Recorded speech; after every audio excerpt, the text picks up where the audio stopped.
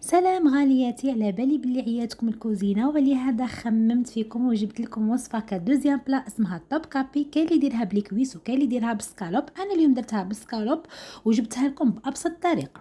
بسم الله، نبداو على بركه الله. عندنا حبه بصله، شويه زيت، عندنا الملح واللحم اختياري هنايا كما تحبوا.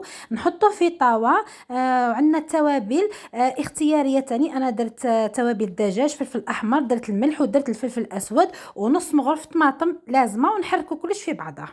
تقلى لنا البصله نمرقوها بشويه ما سخون ماشي بزاف. في صحن نديرو سكالاباشي، نزيدو له الثوم، نزيدو له المعدنوس، ونزيدو له التوابل الاختياريه، ونحركوه في جهه نكونوا شرشمنا الروز.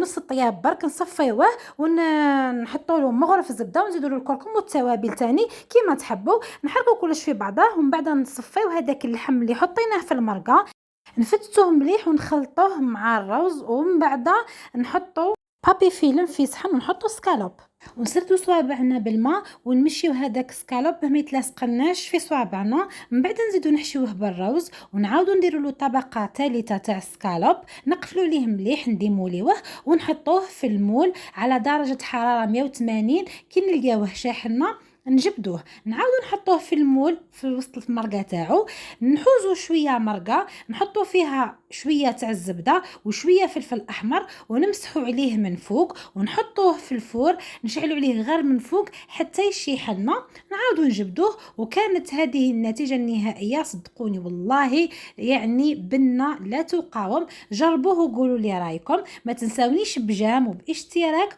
وبصحتكم مقدما. لمست مننا ترحب بكم، الى اللقاء.